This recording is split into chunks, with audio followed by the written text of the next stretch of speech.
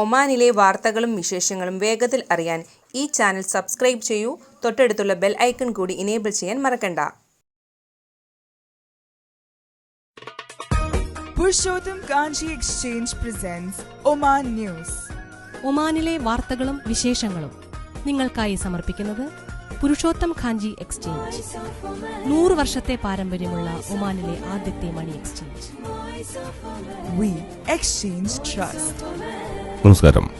ഒമാനിലെ ആദ്യത്തെ ധനവിനിമയ സ്ഥാപനമായ പുരുഷോത്തം കാഞ്ചി എക്സ്ചേഞ്ച് അവതരിപ്പിക്കുന്ന വോയിസ് ഓഫ് ഒമാൻ പ്രഭാത വാർത്തകളുമായി ഷിലിൻ പയ്യാറ. 100 വർഷത്തിലധികം പ്രവൃത്തി പാരമ്പര്യമുള്ള മണി എക്സ്ചേഞ്ചാണ് പുരുഷോത്തം കാഞ്ചി എക്സ്ചേഞ്ച്. ഒമാനിലേക്ക് വിമാനമാർഗം വരുന്നവർ യാത്രയ്ക്ക് മുമ്പ് PCR പരിശോധനയ്ക്ക് വിധേയനാകേണ്ടതില്ലെന്ന സുപ്രീം കമ്മിറ്റി നിർദ്ദേശം പ്രാബല്യത്തിൽ വന്നു. എയർ ഇന്ത്യ എക്സ്പ്രസ് ഇത് സംബന്ധിച്ച അറിയിപ്പ് പുറത്തുവിട്ടു. യാത്രക്കാരുടെ വിവരങ്ങളുടെ online registration, തറാസൂദ് plus application download ചെയ്യൽ, ആരോഗ്യ ഇൻഷുറൻസ് എന്നീ കാര്യങ്ങൾ യാത്രയ്ക്ക് മുമ്പ് ഉറപ്പുവരുത്തണമെന്ന എയർ ഇന്ത്യ എക്സ്പ്രസിന്റെ ഏറ്റവും പുതിയ അറിയിപ്പിൽ പറയുന്നു.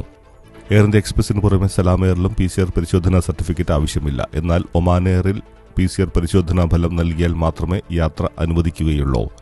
Fly Dubai, Air Arabia connection വിമാനങ്ങൾ വഴി വരുന്ന യാത്രക്കാർക്കും PCR പരിശോധന സംബന്ധിച്ച് അതാത് വിമാന കമ്പനികൾ നിബന്ധനകൾ ഏർപ്പെടുത്തിയിട്ടുണ്ട്.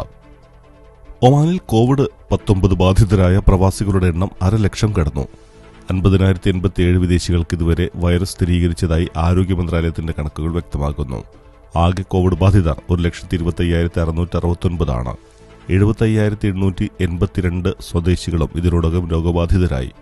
364 പ്രവാസികൾ രാജ്യത്ത് കോവിഡ് ബാധിച്ച് മരണപ്പെട്ടതായാണ് മന്ത്രാലയത്തിന്റെ കണക്കുകൾ.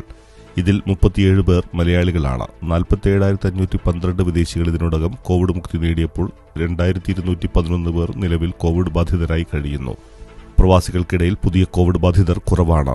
ഫെബ്രുവരി 24 ഒമാനിൽ ആദ്യത്തെ കോവിഡ് കേസ് റിപ്പോർട്ട് ചെയ്യുന്നത്. ഇറാനിൽ നിന്നെത്തിയ 2 സ്ത്രീകൾക്കായിരുന്നു വൈറസ് ബാധ സ്ഥിരീകരിച്ചത്. മാർച്ച് 3 പ്രവാസികളിൽ ആദ്യമായി കോവിഡ് കണ്ടെത്തുന്നത്. 4 ഇറാൻ പൗരന്മാരായിരുന്നു രോഗബാധിതർ. മാർച്ച് 20 വെള്ളിയാഴ്ചയാണ് ആദ്യ മലയാളിക്ക് കോവിഡ് സ്ഥിരീകരിക്കുന്നത്.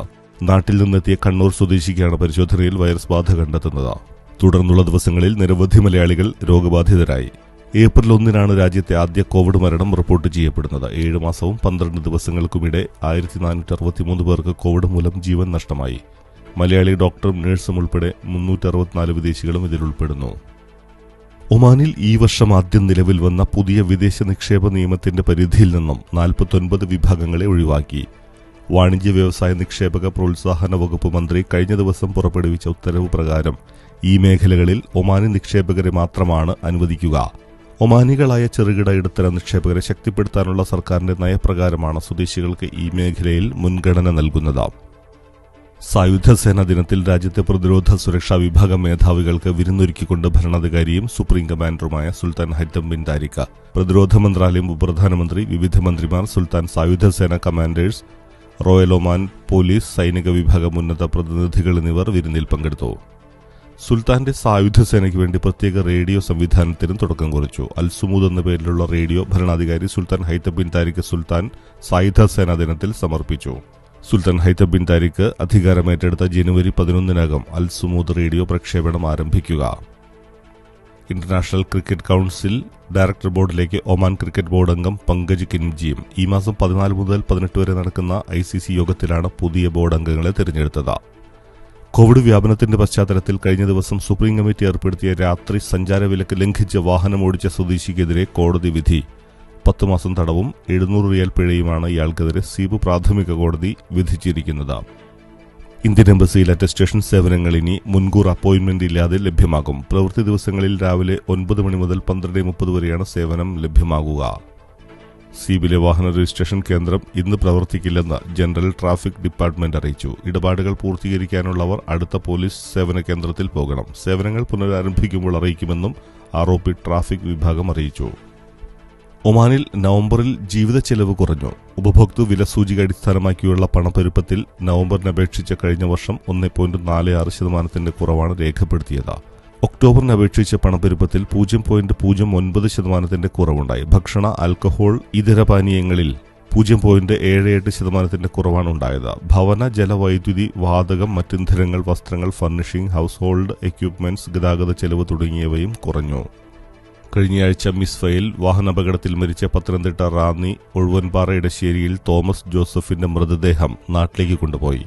ശനിയാഴ്ച വൈകുന്നേരത്തെ തിരുവനന്തപുരത്തേക്കുള്ള എയർ ഇന്ത്യ എക്സ്പ്രസ് വിമാനത്തിലാണ് കൊണ്ടുപോയത്. മസ്കറ്റിൽ ജോലി ചെയ്യുന്ന സഹോദരപുത്രൻ ദീപു ജോസഫും മൃതദേഹത്തെ അനുഗമിച്ചു.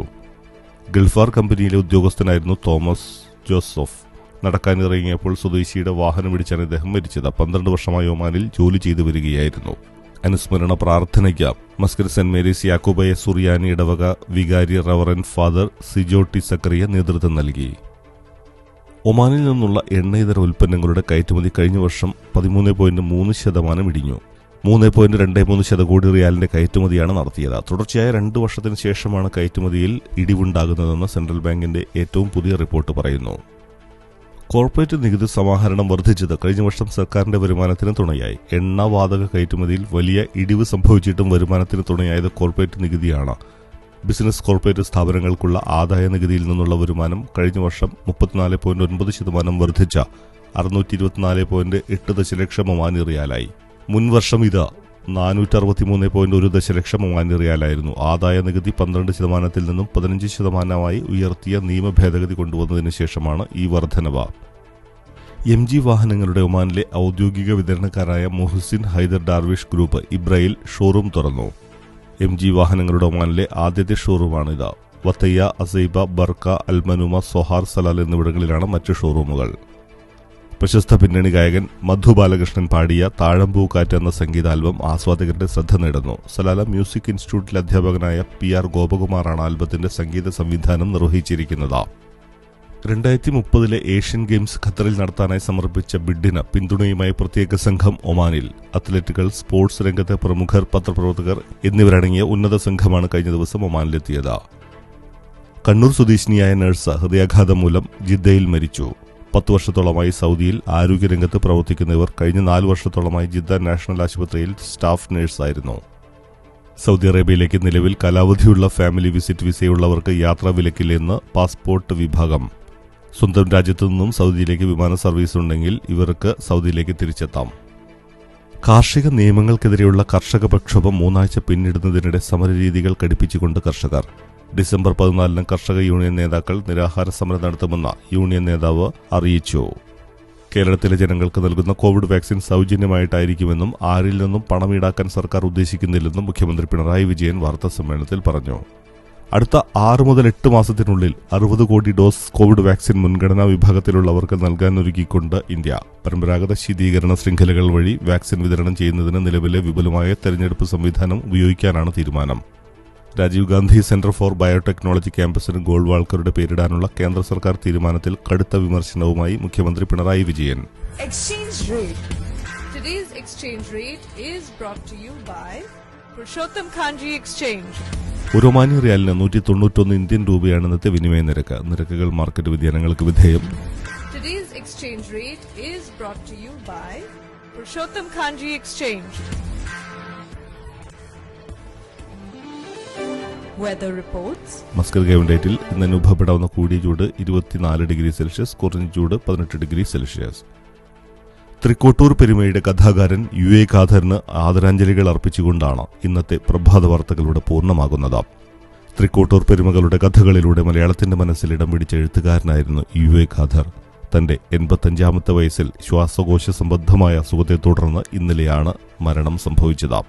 കേന്ദ്ര കേരള സാഹിത്യ അക്കാദമി പുരസ്കാരങ്ങൾ ഉൾപ്പെടെ നിരവധി പുരസ്കാരങ്ങൾ നേടിയ UA ഖാദർ ചിത്രകാരൻ കൂടിയായിരുന്നു. പത്രപ്രവർത്തകനായും പ്രവർത്തിച്ചിട്ടുണ്ട്. 40-ലധികം കൃതികൾ പ്രസിദ്ധീകരിച്ചു. കേരള സാഹിത്യ അക്കാദമി, കേരള ലളിതകലാ അക്കാദമി, കേരള ഭാഷാ ഇൻസ്റ്റിറ്റ്യൂട്ട്, സാഹിത്യ പ്രവർത്തക സഹകരണ സംഘം എന്നിവയുടെ ഭാരവാഹിയായും പുരോഗമന കലാസാഹിത്യ സംഘം പ്രസിഡന്റുമായും പ്രവർത്തിച്ചിട്ടുണ്ട്. സംസ്ഥാന ചലച്ചിത്ര പുരസ്കാര നിർണയ സമിതിയിൽ 4 തവണ അംഗമായിരുന്നു. എല്ലാവർക്കും ശുഭദിനം. നന്ദി, നമസ്കാരം.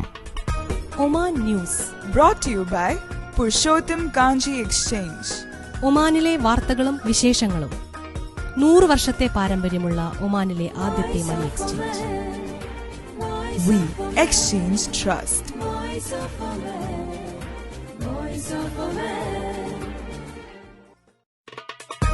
Purushottam